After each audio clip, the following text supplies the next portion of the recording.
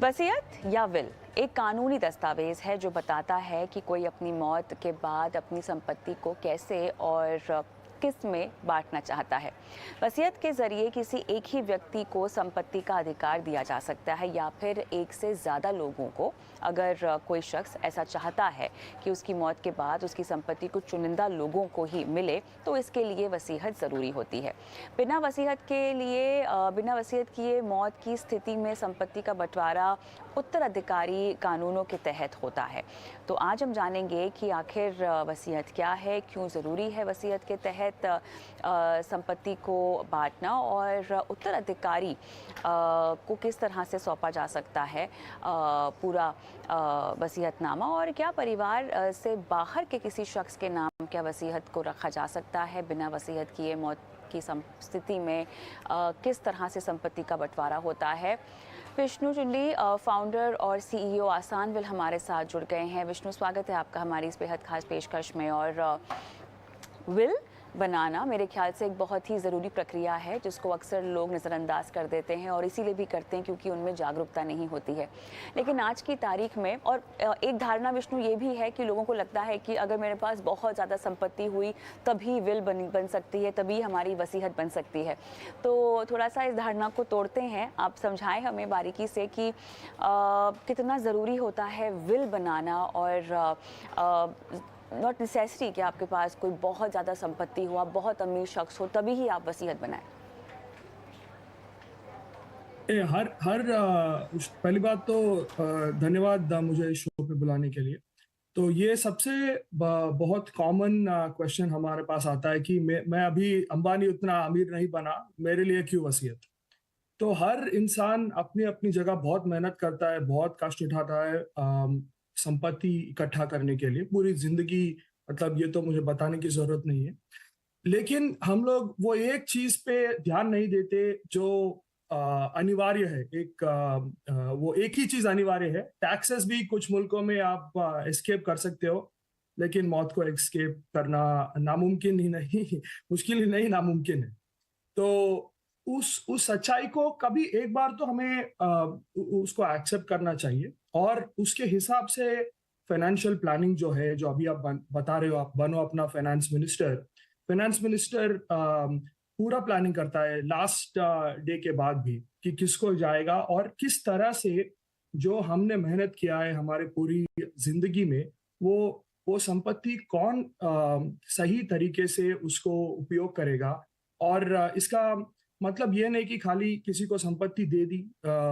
वसीयत के जरिए आप बहुत अच्छा भी कर सकते हो, आप अपना कर्मा भी बढ़ा सकते हो। जैसे आजकल काफी लोग जो है इंडिया में वसीयत के जरिए 5,000 रुपए, 10,000 रुपए डोनेशन भी दे रहे हैं, मंदिरों को दे रहे हैं, उनके एजुकेशनल इंस्टीट्यूट्स को दे रहे हैं, क्योंकि हमारे यहाँ कर्मा में काफी बड़ी बिलीफ है। और वसीयत खाली जायदाद के लिए नहीं, जो हम अच्छे काम करते हैं वो उससे हमें अगला जन्म भी अच्छा मिलेगा।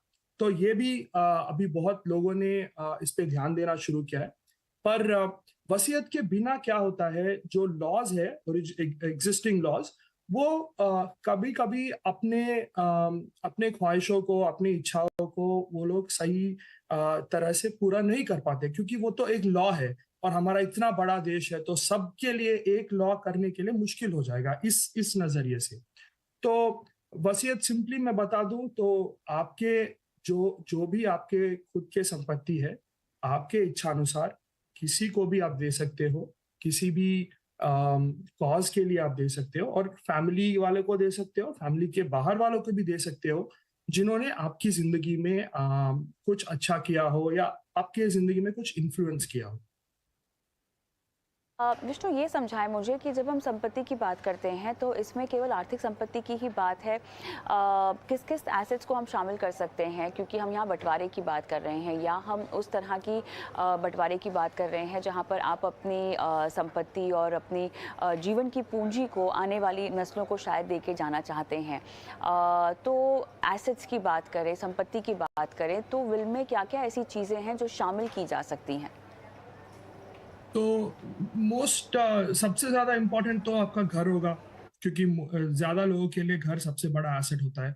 दूसरा गाड़ी, जमीन और इंश्योरेंस पॉलिसी, वो हमने देखा है कि वो काफी बड़ा एक एसेट क्लास होता है लोगों के पूरे, अगर उनका पूरा संपत्ति 100 रुपए है तो घर तो 30 रुपए होगा, इंश्योरेंस पॉलिसी 5-10 रुपए हो गए और जमीन भी होगा। उसके बाद इंडिया में जेवरात बहुत इंपॉर्टेंट है, तो jewellery, FDs, pension funds, provident funds, जो भी अपने पुराने ओल्ड स्कूल जहां पे हमने सेफली अपने एसेट्स लगाए हैं, वो सब होते हैं। वो तो स्टेप 1 है। दूसरा, आजकल पूरा डिजिटल एसेट्स हो रहा है, क्योंकि मुझे मालूम है आपके जो दर्शक है वो काफी फिनटेक इंडिया में भी विश्वास रखते हैं और एक्चुअली डीपली उसमें निवेश कर चुके होंगे। तो ऑल ऑफ दैट, आपके जो भी ब्रोकरेज अकाउंट्स है, चाहे जीरोदा हो गया, ग्रो हो गया, जो भी है, किसी को मालूम नहीं होगा, क्योंकि वो लॉगिन पासवर्ड करना होगा, ओटीपी आएगा, और वो अकाउंट नंबर आजकल तो पूरा ईमेल में जाता है। तो अभी हिंदुस्तान में 1,50,000 करोड़ संपत्ति ऐसा पड़ी है कि फैमिली मेंबर्स को पता नहीं है। अभी उसको ढूंढना पड़ेगा कौन किसका है और उसको देना पड़ेगा। और मेरा ख्याल है कि अगले 10 साल में ये जो नंबर है एटलीस्ट 3-4 गुना बढ़ेगा, क्योंकि अभी पूरा तो ऑनलाइन हो गया। तो घर पे एक जमाने में एलआईसी की वो पर्ची आती थी, बैंक का स्टेटमेंट आता था, अब तो सब कुछ डिजिटल है। एनवायरनमेंट के खातिर पेपरलेस हम लोग हो गए, तो इसके काफी प्रॉब्लम्स भी आएंगे। तो ये हो गए डिजिटल एसेट्स। अभी तीसरे हमारे कस्टमर्स है जो बिटकॉइन में इन्वेस्ट करते हैं, क्रिप्टो करेंसीज में इन्वेस्ट करते हैं, वो तो एक है। तो जितना ज्यादा आपका पोर्टफोलियो जो डाइवर्सिफाइड है डिजिटल में, वो सब किसी न किसी को देना पड़ेगा। एक और मजेदार चीज बताता हूँ, अभी क्रिएटर इकोनॉमी चल रहा है। सभी के इंस्टाग्राम फॉलोअर्स है, सभी के यूट्यूब अकाउंट्स है, उसमें वो उनका रोजी रोटी चलता है, वो उनका एसेट हो गया, वो किसको मिलेगा? तो ये सब सोचना पड़ेगा। मतलब हम लोग इतने मसरूफ हो जाते हैं अपने हर दिन के काम में कि ये बेसिक फाइनल चीज जो है वो भूल जाते हैं। अब तो ऐसे में विष्णु, कोई सही समय होता है क्या विल बनाने का? कोई सही उम्र होती है विल बनाने की, या आप जब भी चाहें तब विल बना सकते हैं, और अगर एक बार विल बन भी जाए तो वो लगातार शायद बदली भी जा सकती है? कैसे होता है? तो मेरे ख्याल से सही उम्र तो उम्र से अच्छा, लॉ कहता है कि जो भी 18 के ऊपर है वो बना सकता है विल। लेकिन प्रैक्टिकली अगर हम लोग बात करें, अगर आपके पास कुछ भी हो, एक बैंक अकाउंट हो या कोई भी संपत्ति जो आपका हो, और आपकी इच्छा हो कि आपके परिवार वालों में से किसी को आप देना चाह रहे हो, या किसी और को, अगर आपका परिवार नहीं है, कुछ लोग ऐसे भी होते हैं, तो उस टाइम पे आप बना लेना चाहिए आपको विल। तो जैसे फॉर एग्जांपल, हमने देखा है कि जब किसी की शादी तय होती है, या शादी हो जाती है, या बच्चे पैदा होते हैं, तब वो लोग सोचने लगते हैं, अच्छा मेरी जिंदगी में कोई और भी मुझ पे डिपेंडेंट है, और मैं इतना मेहनत कर रहा हूँ, तो ये मेहनत का फल उनको तो जाए। और अगर आप विल नहीं लिखते हो तो उसके काफी खतरे होते हैं। फॉर एग्जाम्पल, अगर एक हिंदू मेल जो है विल के बिना देहांत हो जाता है उनका, तो उनके जो 300 रुपए है, उसमें 100 रुपए मदर को जाते हैं, 100 रुपए वाइफ को जाते हैं, और 100 रुपए जो है बच्चे को जाते हैं। फादर को कुछ भी नहीं जाता, जो करंट लॉज है बाय डिफॉल्ट, क्योंकि मदर के जरिए फादर को मिलेगा, ऐसा अजम्पशन है। अब लेकिन अगर मैं सवाल पूछूं, अगर फादर और मदर का सही रिलेशनशिप नहीं है, या सही सेम पेज पे नहीं है, तो अभी फादर को कौन देखेगा बुढ़ापे में? तो ये सब आपको सोचना पड़ेगा। और हिंदू वुमेन में भी काफी रिस्क है। उनका जो स्वार्जित संपत्ति है पूरा, वो हस्बैंड और बच्चों में जाएगा। उनके पेरेंट्स को, लड़की के पेरेंट्स को कुछ नहीं मिलेगा, क्योंकि वो हमारा करंट एक्ट है। तो अभी काफी तो अभी बॉय और गर्ल में कोई फर्क नहीं है, दोनों मेहनत कर रहे हैं, दोनों पढ़ाई कर रहे हैं, दोनों करियर में आगे बढ़ रहे हैं। बहुत लोगों को ये पता नहीं है कि अगर आपको अपने माता पिता का ख्याल रखना है, या भाई बहन या नेफ्यू नीस का ख्याल रखना है, तो विल लिखो। अगर कोई दोस्त है, कुछ लोगों के बच्चे माइनर होते हैं, तो आपको गार्डियन भी लगाना जरूरी है, क्योंकि कौन देखेगा आपके बच्चों को? अभी कोविड में हमने देखा कितने बच्चे अनाथ हो गए। ये मतलब सिंपल आस्क नहीं है कि किसी ने उठा लिया और ठीक है 1 महीना 2 महीना 1 साल चला लिया, लेकिन पूरे बच्चे का 18 साल पढ़ाई और सब करने के लिए आपको गार्डियन, लीगल गार्डियन अपॉइंट करना पड़ेगा, वो इम्पोर्टेंट है। ये बताएं हमें कि वसीयत बनाना कितना महंगा या कितना सस्ता हो सकता है? बहुत सारी बातें जो आपने बताई उनका तो ध्यान रखना ही होगा, लेकिन शायद एक लॉयर की मौजूदगी में आपको ये विल बनानी चाहिए।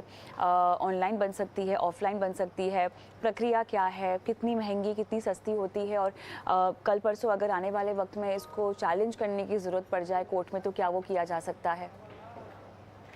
तो वसीयत का जो रेट है वो जस्ट लाइक मोस्ट चीज लाइफ में वो डिपेंड करता है आप कितने महंगे लॉयर के पास जा रहे हो। तो आपको तो अल्टीमेटली जो डॉक्यूमेंट मिलता है वो तो सेम ही होता है। और आपका जवाब देने के लिए वो 500 रुपए से लेके 50,000 या 5 लाख तक जा सकता है। वो आपके एसेट्स और संपत्ति का कॉम्प्लेक्सिटी जो है उसके ऊपर डिपेंड होता है।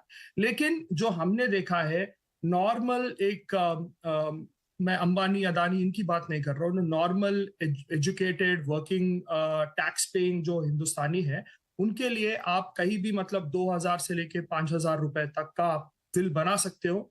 और एक काफी सिंपल चीज है बिल। क्या क्या है मतलब उसमें यही फॉलोइंग आइटम्स होती है। मैं, मेरी संपत्ति, मेरे डिपेंडेंट्स और किसको क्या जाएगा। और दो तीन इंपॉर्टेंट चीज देखना है कि अगर मैं किसी को जानबूझ के, जैसे मेरे 2 बच्चे हैं और एक बच्चे को मैं जानबूझ के उसको नहीं देना चाह रहा, तो विल में मुझे मेंशन करना इंपॉर्टेंट है कि हाँ मेरे 2 बच्चे हैं लेकिन इस कारण की वजह से मैं दूसरे बच्चे को नहीं दे रहा। तो इससे क्या होगा, जब चैलेंज फ्यूचर में होगा ये कम हो जाएंगे। तो ये लॉयर एक्सपीरियंस आपको दे सकता है। और विल को नोटराइज या रजिस्ट्रेशन करना बहुत इंपॉर्टेंट है, क्योंकि इंडिया में क्या है, अभी आज हम विल लिखेंगे लेकिन उसका जो कोर्ट में चैलेंज होगा वो शायद 10 साल के बाद होगा या 20 साल या 30 साल के बाद होगा। तो उस टाइम पे अगर आपने उसको विल को खाली व्हाइट पेपर पे लिख दिया, 2 विटनेसेस के सामने साइन कर दिया, लॉ तो कहता है वो सही है, लेकिन प्रैक्टिकली मेरा ख्याल है अगर आपने नोटराइज किया या रजिस्ट्रेशन करवाया तो आपको ज्यादा एक लेवल ऑफ ऑथेंटिकेशन मिलेगा। तो कोर्ट में भी जज को आप मतलब कुछ दे पाएंगे रूलिंग के लिए। अब मुझे ये बताइए कि ठीक है, अगर आपके पास एक ही शख्स है जिसको आपको पूरी जायदाद सौंपनी है तब तो मामला आसान है, लेकिन जब ये बंटवारे की बात आती है, जब एक से ज़्यादा उत्तराधिकारी होते हैं तब मामला थोड़ा सा जो है मुश्किल हो जाता है। अब ऐसे में वकीलों की सहायता आप ले सकते हैं, आपके जो करीबी हैं जो जिन पर आपको भरोसा है उनसे शायद आप सलाह ले सकते हैं। लेकिन क्या कोई खाका है, कोई तरीका है ये डिसाइड करने का कि आपको ये जायदाद किसको कितनी सौंपनी है? कोई मॉडल है इसके पीछे? इसके पीछे एक ही है, वो है प्यार का मॉड्यूल। जो जो भी आपने मेहनत किया है अल्टीमेटली मैं तो वही कहता हूँ। जिस मेरे ख्याल से मतलब ये ऐसा है, पर्सनल फाइनेंस है ना, तो हर एक बंदे का एक ही मतलब आंसर नहीं हो सकता। कुछ लोग बोलेंगे, अगर मुझसे पूछा जाए तो कुछ लोग हैं जो मेरे दिल के करीब हैं, कुछ संस्थाएं हैं जो मेरे दिल के करीब है, जैसे अक्षय पात्रा है और मेरा जो बिट्स पिलानी मेरा स्कूल है, तो मैं उनको भी कुछ देना चाहूंगा। पर तो सब हर एक इंसान का अपनी अपनी जिंदगी में जो भी उनका जिम्मेदारी है या जो उनके ऊपर डिपेंडेंट है वो खुद सोचना पड़ेगा। लेकिन विल का एक अच्छा पॉइंट ये है कि वो आपकी जो भी इच्छा है वो आप उसमें लगा सकते हो और बता सकते हो। ये कोई जरूरी नहीं है कि वो आपका मतलब ब्लड रिलेटिव होना चाहिए। मेरा एक दोस्त है, मैं उसको देना चाहूंगा क्योंकि वो मेरे भाई जैसा है। तो ऐसा आपका कुछ लोगों के पेट्स होते हैं, ये तो हमने बात ही भी नहीं की। आजकल तो काफी लोग पेट्स पालने शुरू कर रहे हैं, बच्चों की तरह ट्रीट करते हैं। अब उनके बाद अगर पेट्स को कौन देखेगा, तो वो भी एक बहुत बड़ा प्रॉब्लम है। बिल्कुल। विष्णु, महिलाओं को विल बनाते वक्त कोई ख़ास बातों का ध्यान रखना चाहिए क्या? नियम कानून कुछ अलग हैं अगर महिलाएं विल बनाना चाहती हैं, या वो एक जैसे ही हैं? अब बहुत अलग है। जैसे मैं अभी आपको बता रहा था, जो हिंदू अगर मैरिड वुमेन है तो उनका जो पूरा सेल्फ एक्वायर्ड प्रॉपर्टी जो उन्होंने मतलब नौकरी के जरिए या खुद कमाया है, वो विल नहीं रहने के पक्ष में 50% हस्बैंड को जाएगा और 50% बच्चों को जाएगा। और अगर हस्बैंड भी नहीं है तो उनका शेयर जो है वो इन लॉस को जाएगा। तो अभी आप सोच लो मतलब कितना मतलब ये अन्याय की बात है। तो लड़की के माता पिता को कुछ नहीं मिलेगा।